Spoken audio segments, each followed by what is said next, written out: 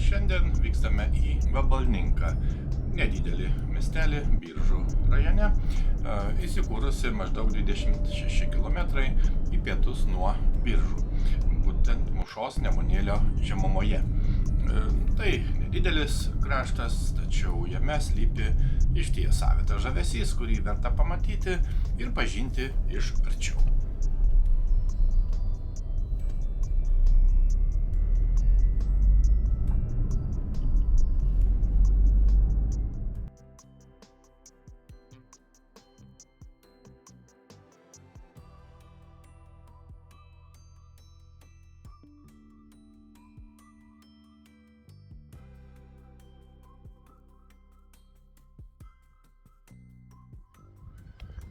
Taip, šiandien esame taip pat nedideliame Lietuvos miestelyje, būtent Vabalninke. Miestelis tikrai nedidelis, tačiau ganėtinai įdomus istoriškai. Vabalninko kaimas pirmą kartą istoriniuose šaltiniuose minimas 1554 metais, o vėliau žinoma dvaras ir kiti svarbus dalykai. Pavadinimas miestelio yra toks įdomus, kilęs vandervardinis vietovardis, kilęs nuo šiaurinių pakraščių pratekančio upelio Vabalos upelio. Anksčiau kartais vadinamas vietinė tarme Vabalnykas. Šiaip lietuvių kalba žodis vabalas reiškia ir vabzdį, būtent vabalą, galima ir taip sieti, bet kuriuo atveju pavadinimas įdomus. Kaip jau minėjome, miestelis nedidelis, tačiau istoriškai įdomus, svarbus, ir šiuo metu kaip tik esame miestelio parke.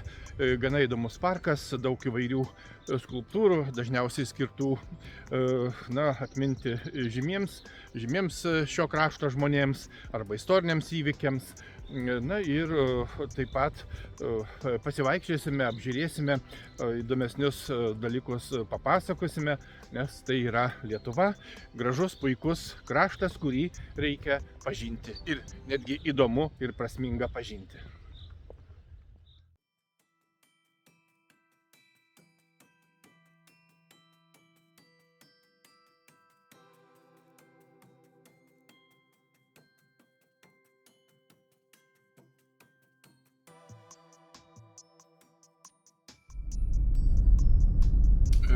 Vabalninkas istorinėse šaltinėse minimas nuo 1554 metų, kaip jau minėjome, kaip kaimas, o 1555 metais jau kaip dvaras.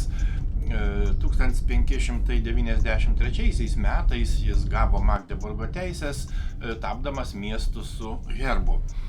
Tačiau 1776 šias teisės prarado, paliktos tik didiesiems Lietuvos miestams.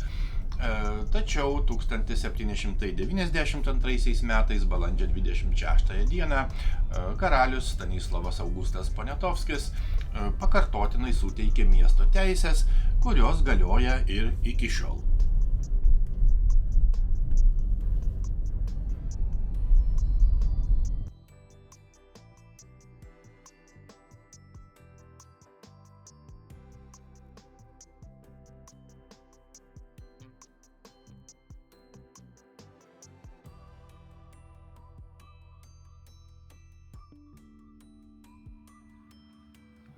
Taigi, esame miestelio centrinėje aikštėje.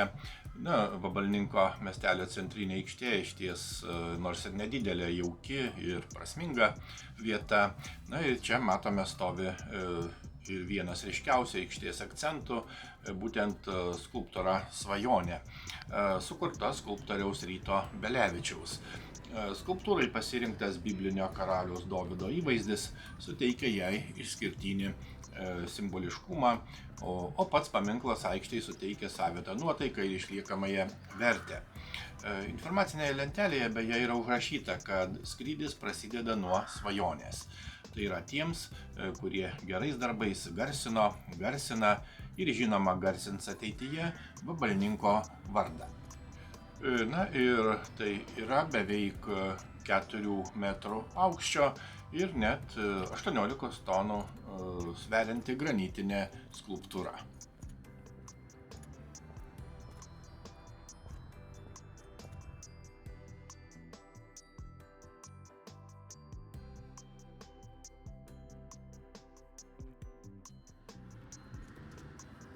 Taip pat miestelio centre įamžintas pagarbus atminimas Lietuvos nepriklausomybės savanoriams ir Vyčio kryžiaus kavalieriams iš Vabalninko valsčiaus. Būtent Žolinės aikštėje esanti atminimo vieta primena 1918-20 metų kovas už Lietuvos laisvę ir žmonės, kurie prie jos prisidėjo savo tarnybą ir pasiaukojimu. Tai ne tik istorinis ženklas, bet ir svarbi miestelio atminties dalis, kviečianti prisiminti drąsą, pareigą ir žinoma meilę tėvynei.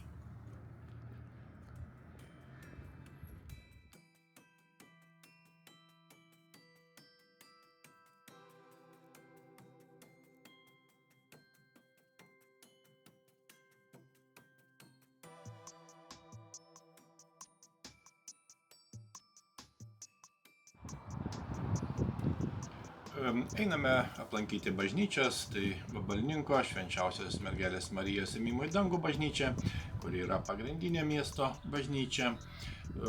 Galima pasakyti, kad pirmoji medinė bažnyčia buvo pastatyta 1617 metais Jeronimo Valavičiaus iniciatyva, būtent prie dvaro. Vėliau ji sudegė 1696, o nauja pastatyta 1714 metais. Dabartinė esama mūrinė bažnyčia pradėta statyti 1814, o baigta 1817 metais. Vėliau ji padidinta, tai buvo pridėti bokštai ir varpinė. Bažnyčia yra klasicistinių ir neobarokinių formų, bazilikinė, stačiakampio plano, dvi bokštės su trijomis navomis, atskirtais pilioriais ir 5 altoriais. 1890 metais buvo įrengti 33 registrų vargonai, o 1895 naujas altorius, vėliau freskos. Žinoma, bažnyčia yra kultūros paveldo objektas priklausantis Biržų dekanatui, būtent Panevėžio vyskupijai.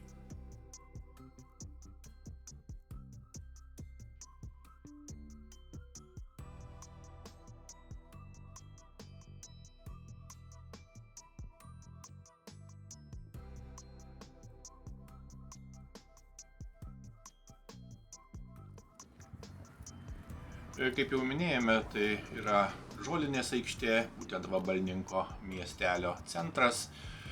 Kitaip buvusi Rinkos aikštė arba Turgaus aikštė, kur vykdavo kadaise turgus, mugės ir įvairios šventės.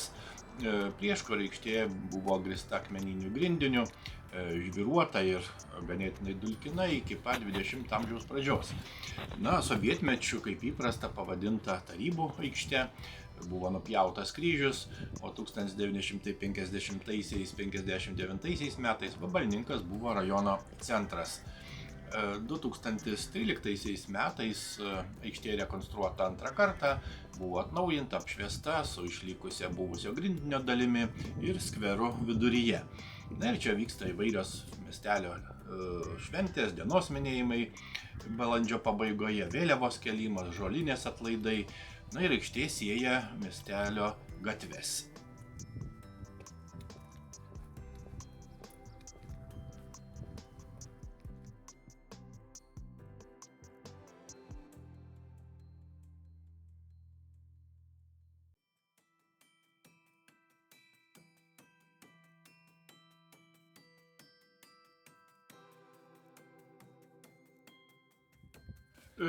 Vabalninke yra išlikęs sinagogų kompleksas, tai yra dvi mūrinės sinagogos, vasarinė ir žieminė, statytos 20 amžiaus pradžioje.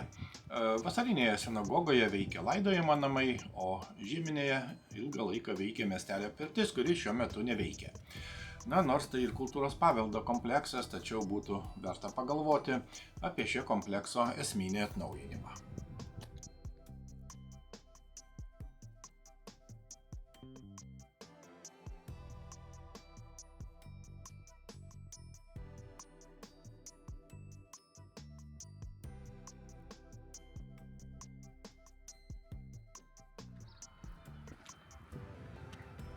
Vabalninko Balio Sruogos gimnazija, žinoma, yra pagrindinė miesto bendrojo ugdymo įstaiga, vykdanti pradinio, pagrindinio ir vidurinio ugdymo programas. Reikia pasakyti, kad pirmoji mokykla prie parapijos buvo įkurta dar 1639 metais, o dabartinė miestelio mokykla patyrė įvairių transformacijų. Nuo 2014 metų Liepos mėnesio mokykla tapo gimnazija.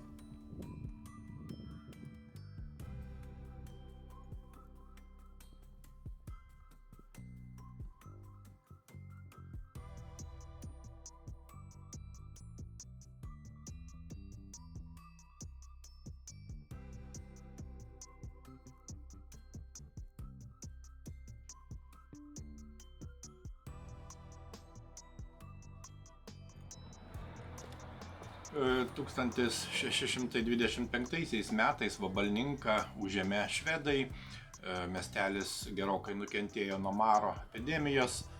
1639 metais, kaip jau minėjome, būtent istorijos šaltiniuose kalbama apie Vabalninko parapijinę mokyklą. 1644 metais Vabalninko miestelėnams leista patiems daryti ir pardavinėti naminį alų. 1667 metais Vabalninkui pakartotinai patvirtinta teisė turėti turgų. O nuo 17 amžiaus čia gyveno daug žydų, buvo sinagoga.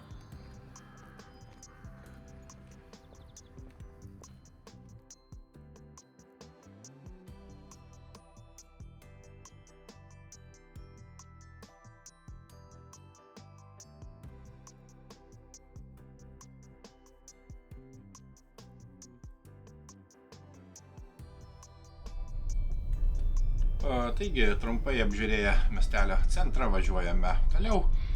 Ir pasivaikščiosime po miestelio parką ir pažiūrėsime, kasgi ten yra įdomaus. Parkas, kaip žinia, yra vienas pagrindinių rekreacinių objektų, būtent netoli miestelio centro.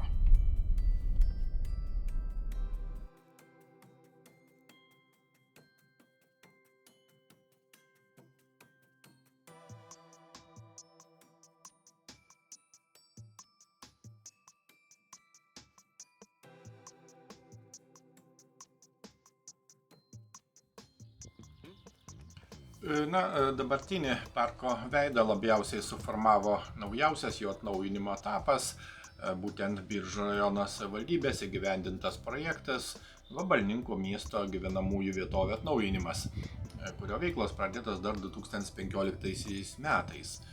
Ir įgyvendinant šį projektą buvo sutvarkytas pats parkas, jo prieigos, įrengti pėsčiųjų bei pėsčiųjų dviračių takai su apšvietimu, taip pat estrados aikštelė, automobilių stovėjimo aikštelė ir mažosios architektūros elementai. 2013-2024 metais šiame parke buvo pastatytos 7 medinės skulptūros Vabalninką garsinusiems ir garsinantiems žmonėms. Būtent nepriklausomybės akto signatarui kunigui Alfonsui Petruliui, poetui Jonui Strielkūnui, rašytojui Baliui Sruogai, monsinjorui Kazimierui Vasiliauskui, vargonininkui Juozui Naujaliui, dainininkui Jonui Girijotui ir rašytojui Gendručiui Morkūnui.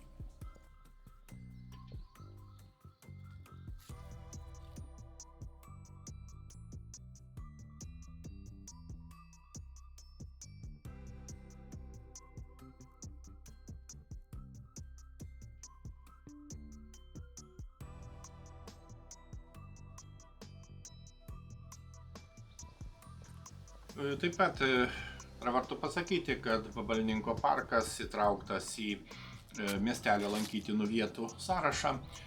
Jį lanko organizuoti ir pavieniai ekskursantai, vietinių ugdymo įstaigų mokiniai su mokytojais ir žinoma pavieniai. Taip pat miestelio gyventojai, svečiai, ypač parke vykstančių renginių metu. Ir ant jau minėtų medžio skulptūrų, pritvirtinus informacinės lenteles, parko lankytojai žino, kam skirta skulptūra, kada pastatyta, kas skulptūros autorius.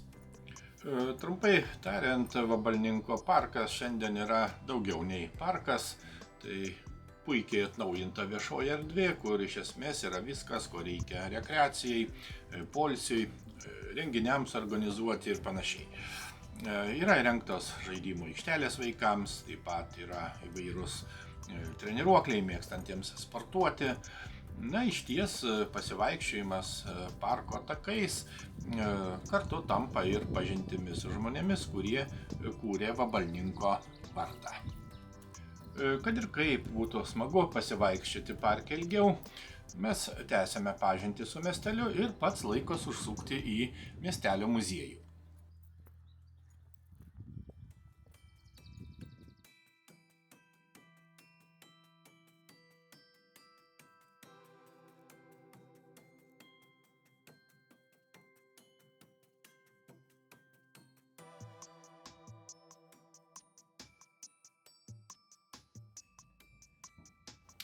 Taigi, užsukame į muziejų. Muziejaus lankymas yra nemokamas. Vabalninko krašto muziejus oficialiai vadinamas Biržų krašto muziejaus sėla Vabalninko skyriumi arba tiesiog Vabalninko krašto muziejumi yra įsikūręs Žolinės aikštėje, pačiame miestelio centre. Muziejus miestelėje buvo įkurtas 1995 metais, kai Vabalninko kultūros ir istorijos fondas miestelėje įsteigė nedidelį muziejėlį. Po dešimtmečio 2005 metų pabaigoje jis tapo oficialiu Biržų krašto muziejaus sėla filialu. Svarbus muziejaus raidos etapas įvyko 2017 metais, kai buvo atidarytos naujosios Vabalninko skyriaus patalpos, pritaikytos šiuolaikiniams muziejininkystės reikalavimams. Ir tai reiškia ne tik geresnės sąlygas ekspozicijoms, bet ir kur kas platesnės galimybės pasakoti Vabalninko bei jo žmonių istoriją šiuolaikiškai, patraukliai ir įvairioms lankytojų grupėms suprantamai.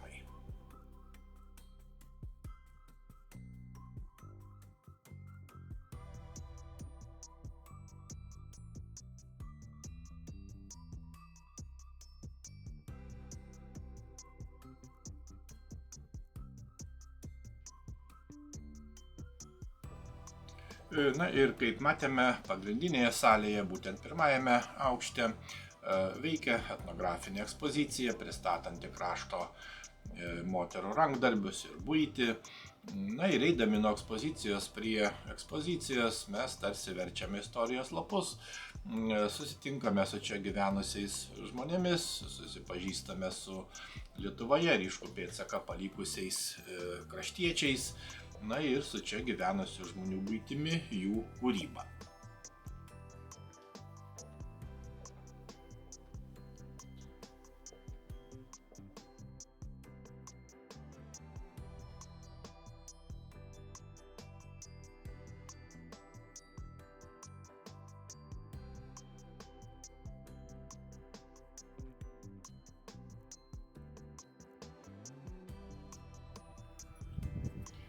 Ypač įdomu tai, kad muziejus pasakoja ne vien bendrą Vabalninko istoriją, bet ir labai konkrečias, jautrias vietos atminties temas. Vienas svarbiausių naujesnių darbų – muziejaus rūsyje sukurta interaktyvi ekspozicija vieno namo pasakojime 20-ojo amžiaus Lietuvos istorijos lūžiai. Mes kaip tik ir apžiūrėsime šią ekspoziciją.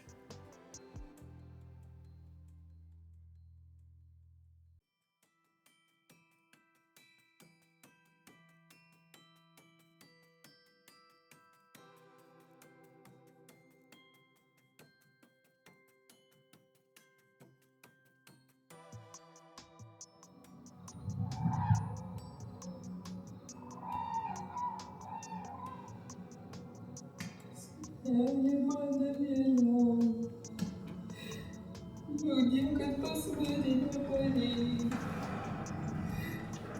Не перекрыть мне океан, который он там спалил.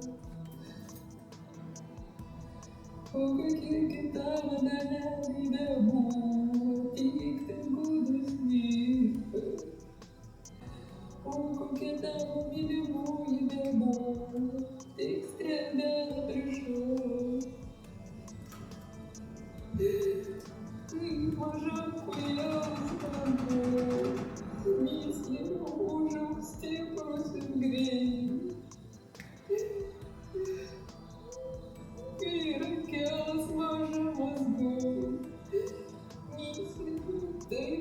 Mamai išbadėjai. Kaip ten žinoti, kad ne tavo jaunas kūnas gulėjo priešais šventorių tarp 10 skitų, nepažįstamai sumaitautų išvengtų negirdų. Mama, bet motinos širdis tenai, prieik ir pažiūrėk, prieik ir pažiūrėk.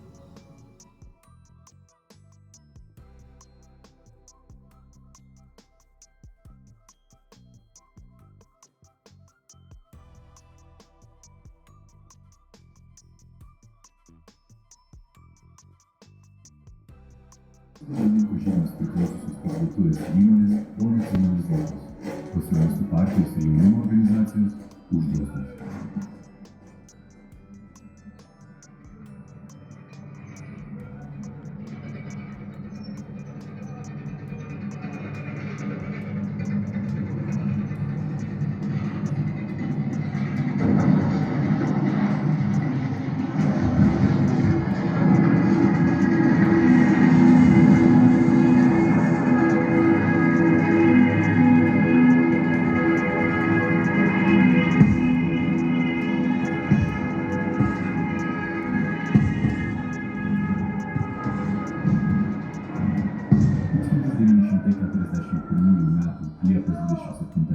Vokiečių armija užėmė Vabalninką. Neilgai trukus žydams buvo įsakyta palikti savo namus, pasiimti reikalingiausius daiktus ir įsikurti vargingoje Paryžiaus gatvėje. Ši alėja, vadinamasis getas, nebuvo aptverta, bet ją saugojo keletas ginkluotų lietuvių sargybinių. Žydams buvo įsakyta sudaryti detalų visų geto gyventojų sąrašą. Šis sąrašas buvo reikalingas, kad būtų užkirstas kelias pabėgimams iš geto teritorijos. Sudarytame sąraše buvo 600 žmonių, įskaitant pabėgėlius iš kitų gyvenviečių. 1941 m. rugpjūčio 18 d. žydams buvo įsakyta susirinkti didžiojoje ir mažojoje sinagogose ir atsinešti maisto 3 dienoms. Ten jiems buvo įsakyta atiduoti savo pinigus ir kitas vertybės. Rugpjūčio 24 d. buvo pranešta apie periodiškų darbo stovyklą. Žydai buvo susodinti sunkvežimius ir išvežti į paskalį. O rugpjūčio 26 d. nužudyti už paskalio esančiame Žaleikių miške.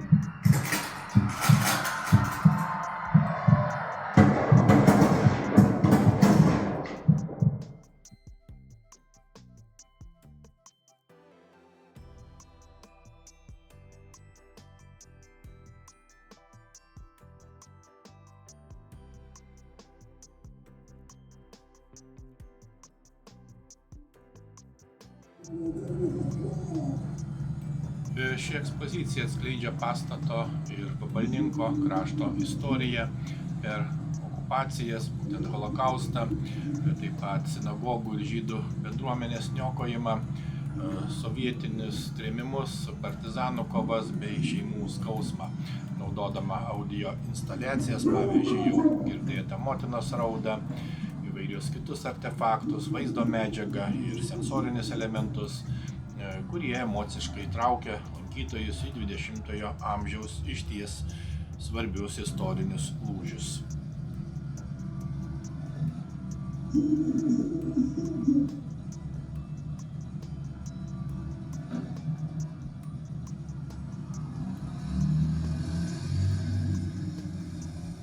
Pakentėk, čia tik pradžia. Vėliavas baniulį 4 mėnesius laikė. Saka, kad tik žmonas atnešti lašinė ir medus namie neišgelbėja, bet vos gyvų žmogų nepanašų palaidė. Visą laiką mūšė, kunkina. Visą naktį nežinau, kiek kartų kritau ant po kibiro vandenį ir vėl pragaras iš naujo. Tikro žvėrė. Mes su tėti, jo 20 dienų į skaičią nepamečiau. Atvežė mum gal 11, visi seniokai, mes gal tik dujų armijan tinkami. Tėti vakar išlaidai, o mani gal jau ir nebepalais. Atokie pakliuvai. Broliai miški, aš likau. Kas ūkį prižiūrės? Nepaspėjo paskavoti. Sučiupa bjaurybės. Kur tavo broliai banditai klaus? Nežinau aš. Ar jis žinočiau neįdošius, kad savo brolis įdočiau. Taigi daužė kaip pilki. Šaltą vandenį ant galvas ir vėl tu patį. Kur tavo broliai banditai? Kur broliai? Ramiau, pataupyk jėgas, jų dar reiks. Netardytoje, aš verė, Jaroslavas, gal ne motinai pagimdė.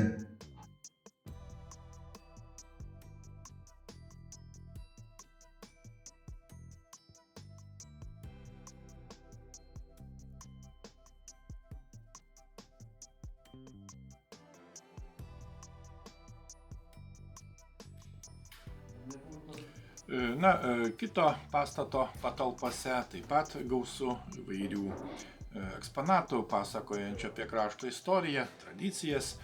Ir kaip matome, čia gausu įvairių įrankių, instrumentų, buities daiktų. Tikrai išsami pažintis su etnografija, istorija, krašto kultūra ir, žinoma, tradicijomis. Taigi, neabejotina, kad Vabalninko muziejus yra svarbus ne tik kaip ekspozicijų vieta, jis veikia kaip vietos istorijos, tapatybės ir, žinoma, atminties centras.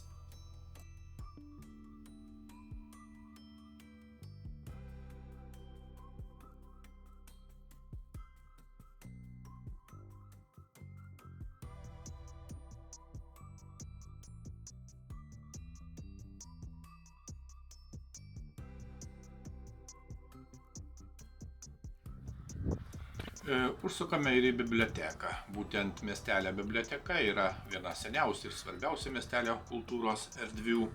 Ji buvo įsteigta 1937 metais, netrukus po to, kai Lietuvoje priėmus bibliotekų įstatymą, pradėtas valstybinis viešųjų bibliotekų steigimas. O šiandien biblioteka veikia kaip Biržų rajono savivaldybės Jurgio Bielinio viešosios bibliotekos Vabalninko miesto struktūrinis padalinys. Bibliotekos erdvė naudojama parodoms, edukacijoms, protmūšiams ir, žinoma, bendruomenės renginiams. Tai rodo, kad biblioteka miestelyje veikia kaip gyvas kultūros taškas.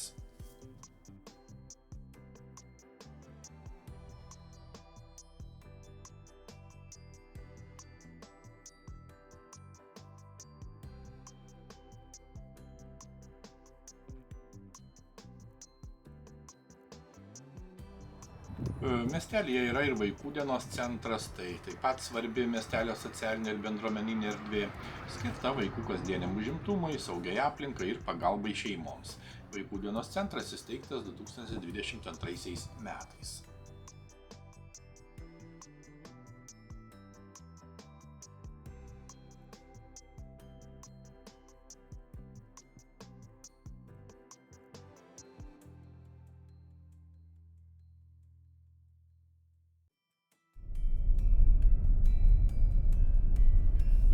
Miestelis įsikūręs Mūšos Nemunėlio žemumoje, kaip jau minėjome, šiauriniu pakraščiu teka Vabala, kuri vakaruose įteka į Tatulą.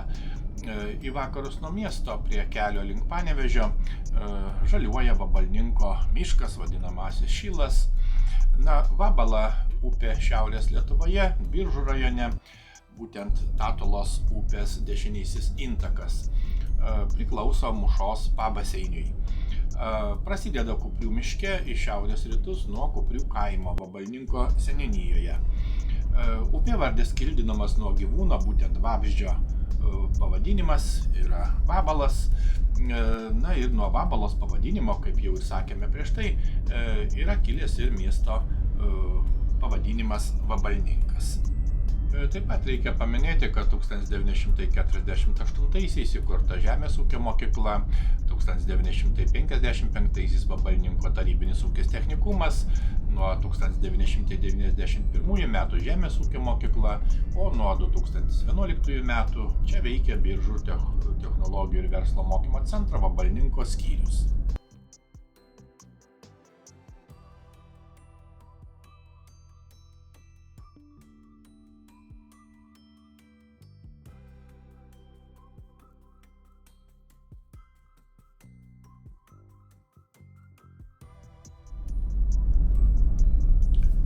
Šiandien Vabalninkas yra nedidelis, tačiau pakankamai gyvas Biržų rajono miestelis, kuriame kasdienis gyvenimas remiasi bendruomenę, vietos įstaigomis ir žemdirbiškų aplinkinio krašto ritmu.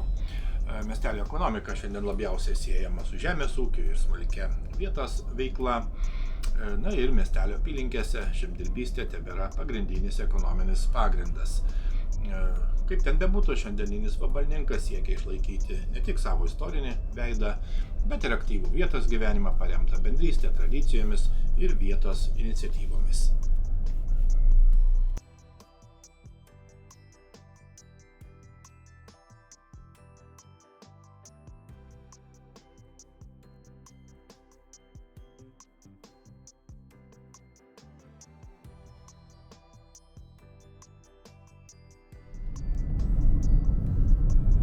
Vabalninkas dar kartą priminė, kad maži miesteliai slepia didelius pasakojimus apie istoriją, žmonės, patirtis ir šiandienos gyvenimą. Tokiose vietose Lietuva atsiskleidžia labai tikra, jauki ir gyva. O pažinti ją visuomet yra gražu. Iki kitų smagių kelionių.